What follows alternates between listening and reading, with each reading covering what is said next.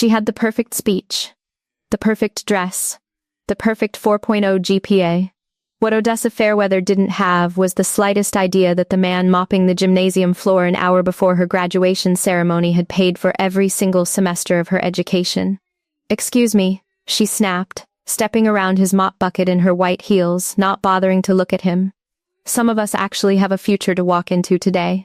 The old janitor, Silas Okonkwo Reyes, didn't respond. He simply moved his bucket aside and kept his eyes on the floor, the way he always did. But her friends laughed loud enough for half the graduating class to hear, and something in Odessa lit up at the attention. She turned back, emboldened. "No offense," she said, flashing a smile toward her friends. "But shouldn't people like him be somewhere else during a ceremony like this? It's kind of embarrassing." The gymnasium went quiet. Principal Vantrell Ashworth Cole, standing near the stage with a folder tucked under his arm, froze mid-step, his eyes darting between the valedictorian and the janitor. Because in exactly 1 hour he was going to walk on stage and announce the name of the anonymous donor who had covered Odessa Fairweather's tuition for 4 straight years. And the name on that folder wasn't a corporation. It was Silas. Silas Okonkwo Reyes had cleaned Brackenridge High School's gymnasium floor for 11 years. He knew every scuff mark, every squeaky board, every corner where teenagers thought no one was watching them slip notes or steal kisses between classes. He'd mopped up spilled punch after homecoming dances, scrubbed gum off bleachers, and swept up confetti from 100 pep rallies. Nobody ever really saw him. He preferred it that way. Until today. He wrung out his mop, glancing up at the rows of empty folding chairs being arranged for the ceremony, the blue and gold banners reading Brackenridge High School class of this year hanging crooked above the stage. In 90 minutes, this gymnasium would be full of proud families, flashing cameras, and 200 graduates walking across that stage toward whatever future they'd earned. One of those graduates had earned hers with his help, though she'd never know it not from him. "Anyway, excuse me," came the sharp voice behind him.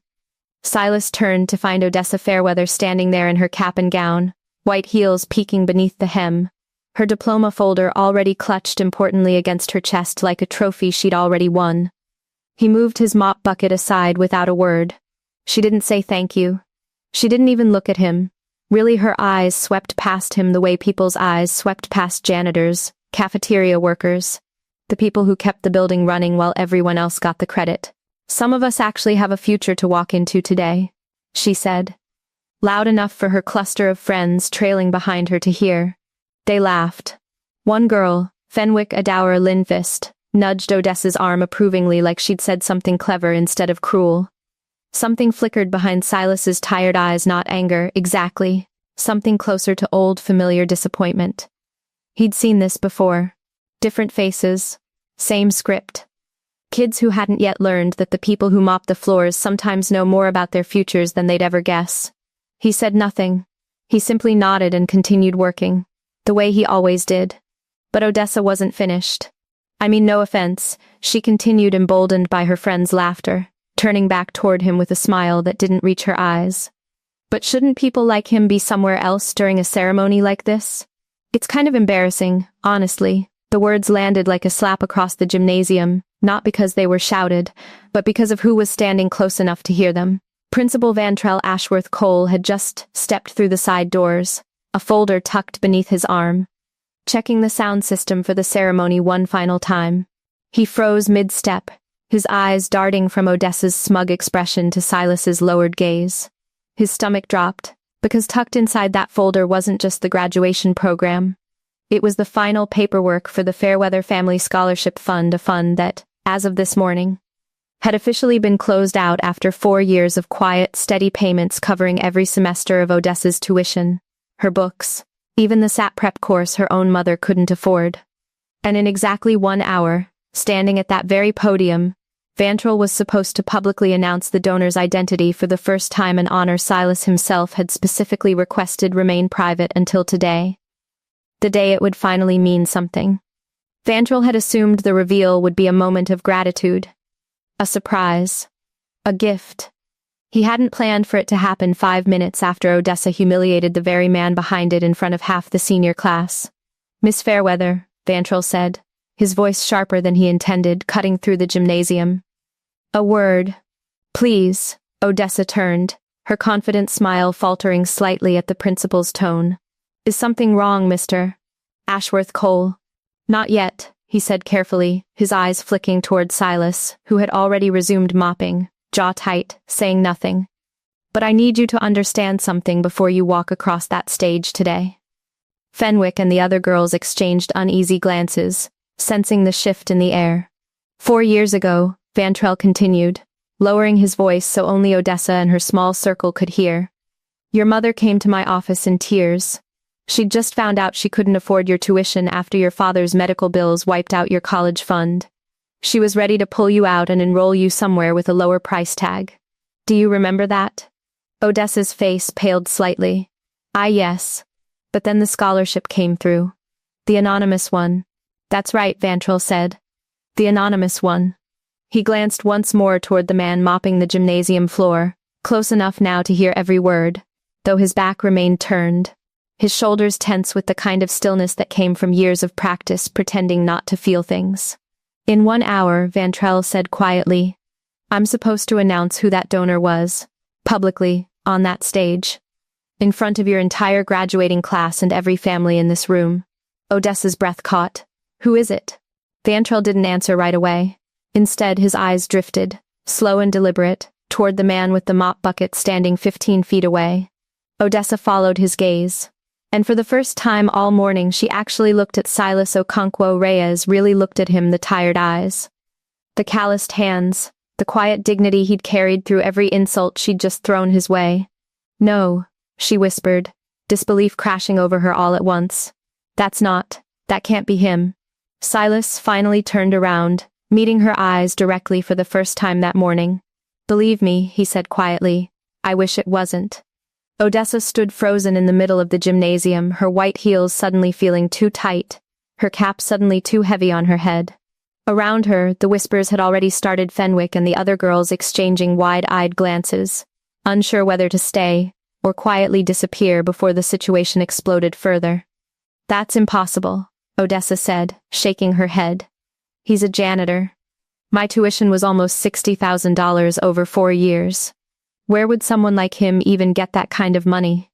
The words left her mouth before she could stop them, and she watched Silas's expression tighten, not with anger, but with the particular kind of hurt that came from being underestimated one too many times in one single morning.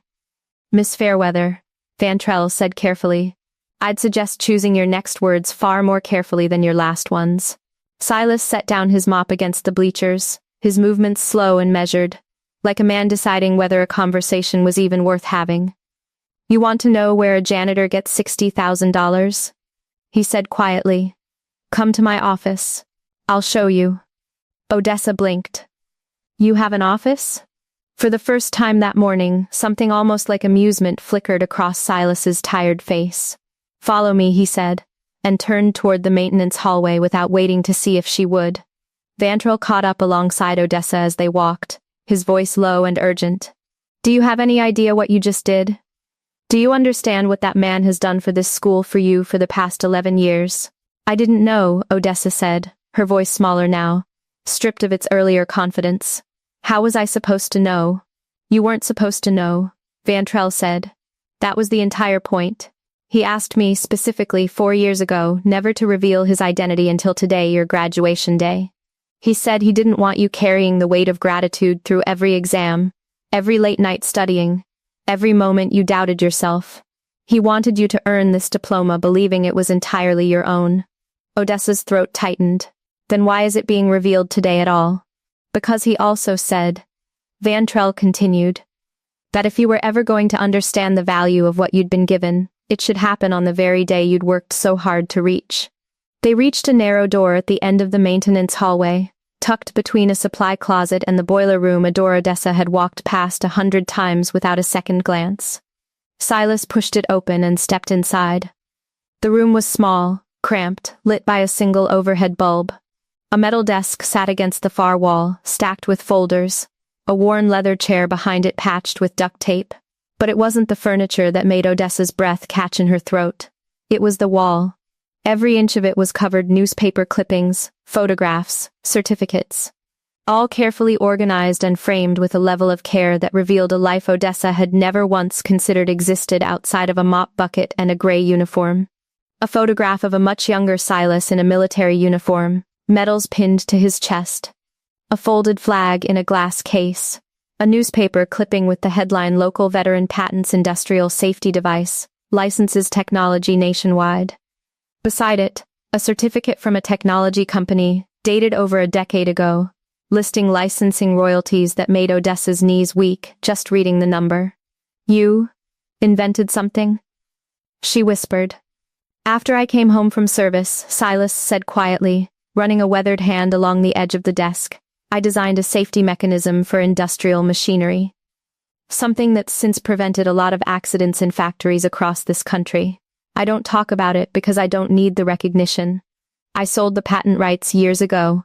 Still get royalty checks every quarter. Odessa turned slowly, taking in the rest of the wall photographs of other students she didn't recognize, each one in a cap and gown. Each one smiling beside handwritten notes tucked into the frames. Thank you for believing in me when no one else did. I got into medical school because of you. You'll never know what this meant. You've done this before, she said slowly. For other students. 11, Silas said. You're the 12th. Odessa's hand drifted to her mouth. Why? Why would you give away that kind of money to strangers? To me? I've never even said 2 kind words to you before today.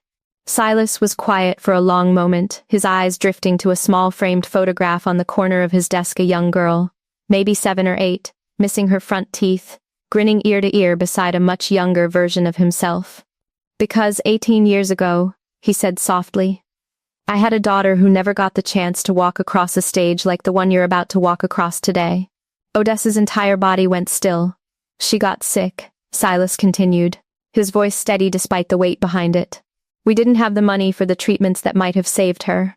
I made a promise at her funeral that no child under my care in my school, in my community, would ever lose their future because of money the way she lost hers.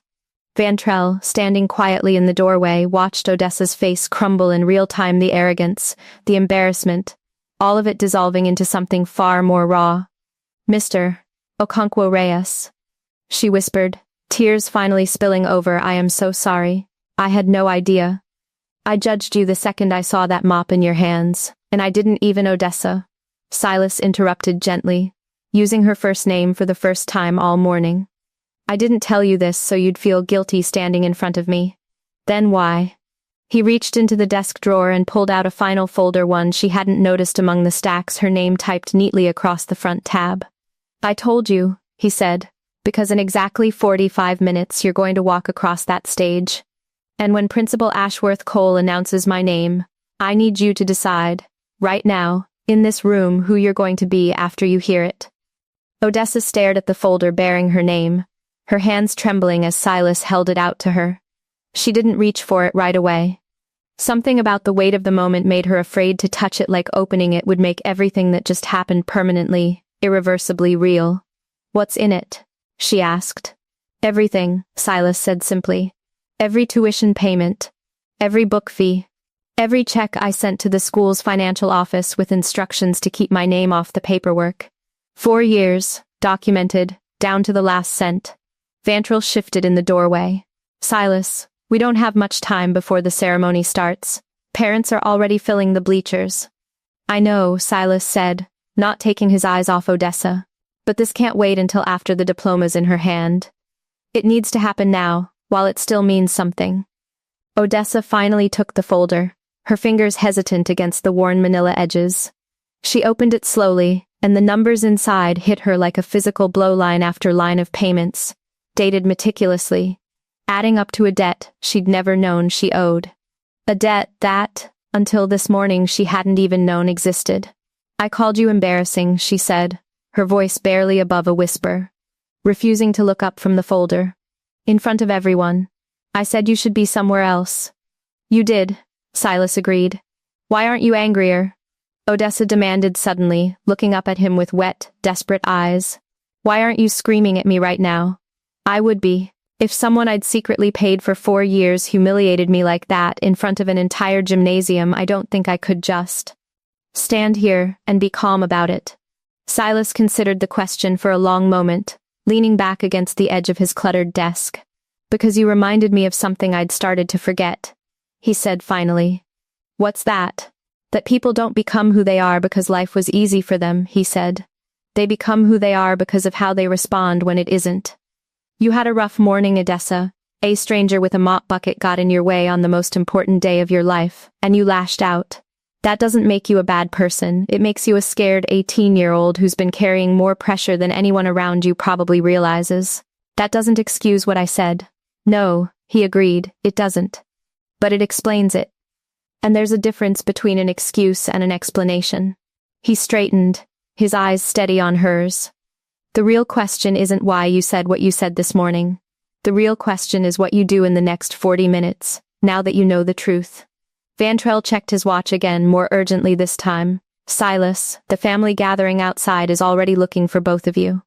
If we're not back in 15 minutes, people are going to start asking questions we're not ready to answer. Let them ask, Silas said calmly, though his eyes never left Odessa's face. This decision isn't mine to rush her through. Odessa closed the folder gently, hugging it against her chest the same way she'd clutched her diploma folder just 20 minutes earlier, except this time. The weight in her arms felt entirely different. What decision? She asked. In 15 minutes, Silas said. You have two choices. You can walk into that gymnasium. Sit down with your classmates. Accept your diploma when your name is called. Shake Principal Ashworth Cole's hand. Smile for the cameras. And let this moment between us stay exactly what it's been for the last 4 years private. Quiet, buried, or, Silas continued. When Principal Ashworth Cole announces the donor's name during his speech, my name you can decide. Right there in front of everyone, whether you're going to let that moment define who you become next. Whether the girl who mocked the janitor an hour before graduation becomes the same person who spends the rest of her life pretending it never happened, or someone who lets this morning actually change her. Odessa's breath shook. You're not going to tell me which one to choose. No, Silas said gently. That was never my choice to make. It's yours. It's always been yours. The gymnasium doors were visible at the end of the hallway now. Sunlight spilling through the small windows, muffled voices, and the excited chatter of families filtering through the walls. Somewhere out there, Odessa's mother was probably already seated, dabbing her eyes before the ceremony had even started, unaware of the conversation that had just rearranged her daughter's entire understanding of the world. Can I ask you something? Odessa said suddenly, stopping just short of the gymnasium doors. Silas paused. Of course. Your daughter, she said carefully. What was her name? For the briefest moment, something flickered across Silas's weathered face, not pain exactly, but something close to it. Softened by years of carrying the same question quietly, alone, in an office nobody ever visited. Amara, he said, softly. Her name was Amara. Odessa nodded slowly, tucking the name away like something fragile. I won't forget that. I know you won't, Silas said, reaching past her to push open the gymnasium door, the roar of assembling families spilling out to greet them. That's exactly why I told you. As they stepped back into the noise and color of graduation day, Vantrell fell into step beside them, his expression tight with unspoken tension. 15 minutes, he murmured. The ceremony starts in 15 minutes, and I still have to decide how I'm introducing this announcement to 200 families who have absolutely no idea what almost happened in that gymnasium an hour ago. Odessa looked toward the stage being finalized at the front of the room, the podium, the microphone, the empty seat reserved for the valedictorian speech she'd rehearsed 100 times in the mirror. Every word of that speech, she realized suddenly, was about to mean something completely different than it had an hour ago.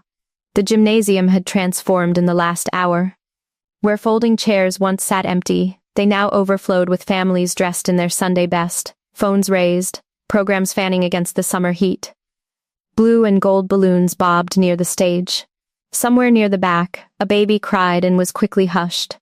The air buzzed with the particular electricity of 200 futures about to officially begin.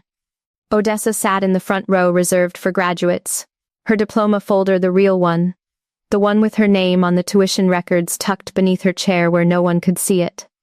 Her prepared valedictorian speech sat folded in her lap, 3 index cards covered in her own careful handwriting, rehearsed until every pause and inflection felt effortless. She stared at the first line. Today marks not an ending, but a beginning.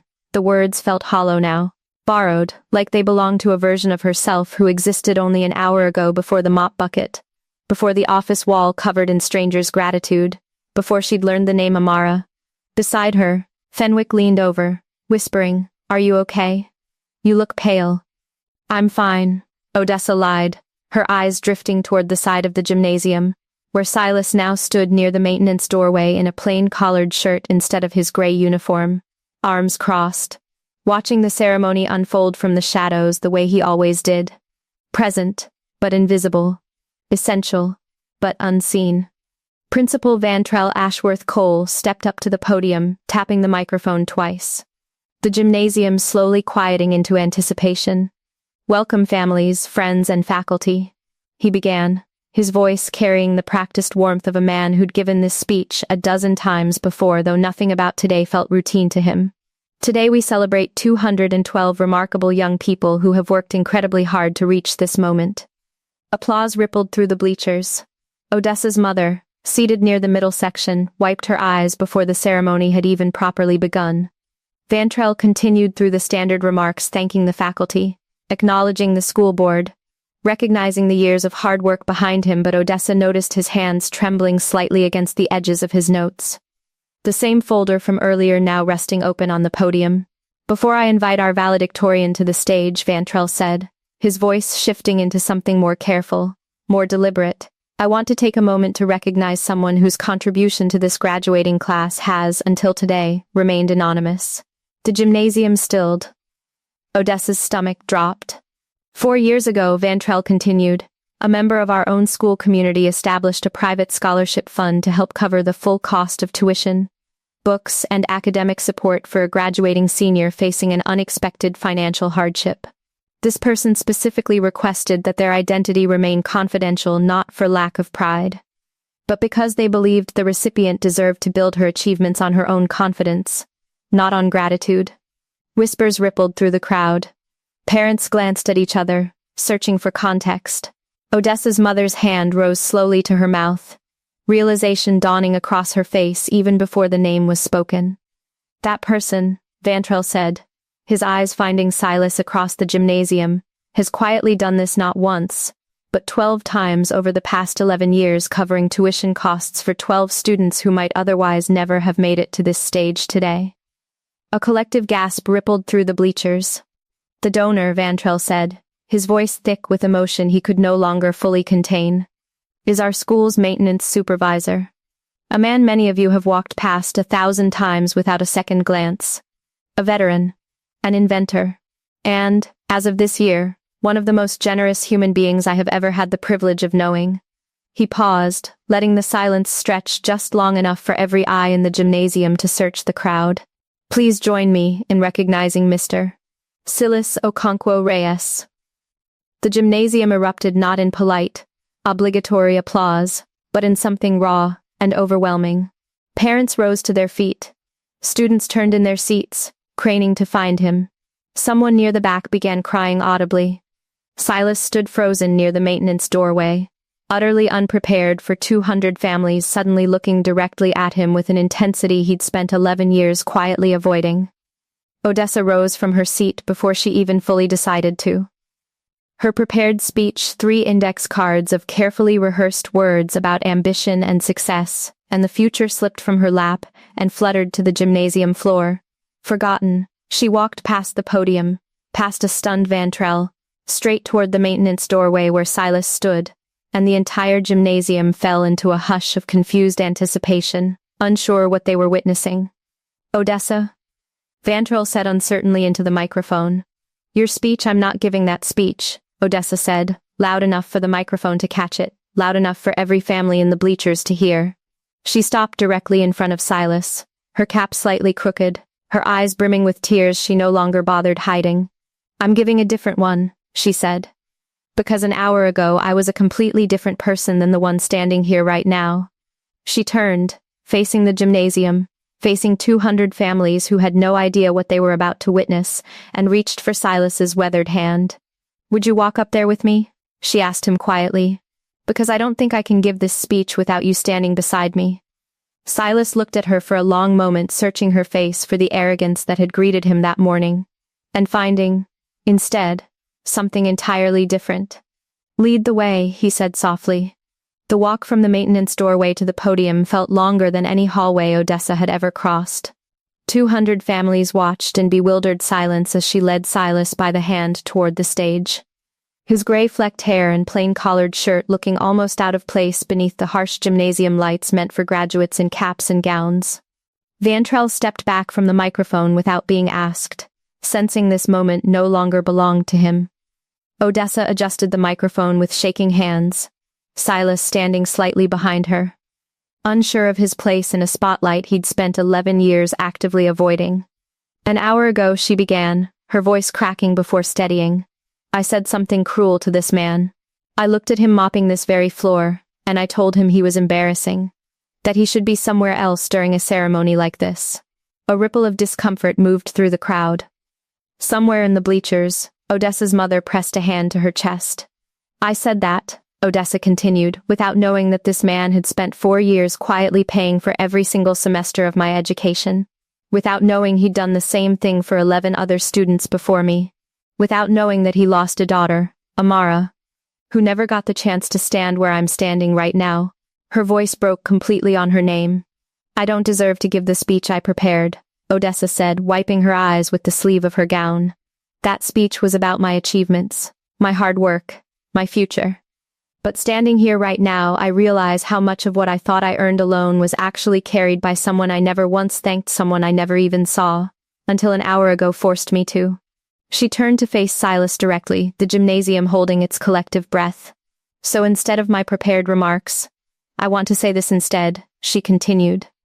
"We spend so much energy chasing recognition, wanting people to see our accomplishments, our diplomas, our accolades. But the most important people in our lives are so often the ones working quietly in the background, expecting nothing in return. The ones with mop buckets instead of microphones. The ones who show up every single day without needing anyone to notice." She reached for Silas's hand again, holding it up between them for the entire gymnasium to see. "This is Silas Okonkwo Reyes," she said, her voice steady now, resolute. "He's not just our maintenance supervisor. He's the reason 12 students, including me, get to stand on this stage today. And if I've learned anything in the last hour, it's that the people we walk past without a second glance are often the ones carrying our entire future in their hands." The gymnasium erupted into applause unlike anything Brackenridge High School had witnessed at a graduation before, not the polite clapping reserved for ceremony, but something thunderous, emotional, entire rows of parents rising to their feet, several visibly wiping tears. Silas stood frozen at the podium, utterly overwhelmed, his weathered hands trembling slightly as Odessa placed her diploma folder into them. "I want you to have this," she said. "Not because I don't want it, but because it was never really just mine." Silas shook his head, gently pushing the folder back toward her. "No," he said, his voice thick with emotion he'd kept buried for 18 years. "This belongs to you. You earned every grade, every late night, every ounce of that diploma. All I did was remove one obstacle from your path. The rest was always you." He paused, glancing out at the crowd, then back at her. "But if you really want to honor what I did," he said quietly, "don't spend your life chasing recognition the way you almost did with me this morning. Spend it noticing the people other people walk past. That's the only repayment I've ever wanted." 3 months later, Brackenridge High School announced the launch of the Amara Okonkwo Reyes Memorial Scholarship, funded jointly by Silas's continued patent royalties and an unexpected first-ever contribution from a college freshman named Odessa Fairweather, who'd taken a part-time campus job specifically to help fund it. Every year since, a new graduating senior facing financial hardship receives the same quiet gift Silas once gave anonymously, but this time, the fund carries a name everyone in the gymnasium knows and says out loud with gratitude. Silas still mops the gymnasium floor every morning before graduation season. He still doesn't seek recognition, but every year, without fail, at least one graduate makes a point to stop, kneel beside his mop bucket, and simply say, "Thank you for everything you do." Because sometimes the people who change our entire future are the ones we almost walked right past. If this story moved you, remember, the person you overlook today might be the reason you succeed tomorrow. Like, share, and subscribe to Moments and Meanings by Anne for more stories that remind us to see the people right in front of us.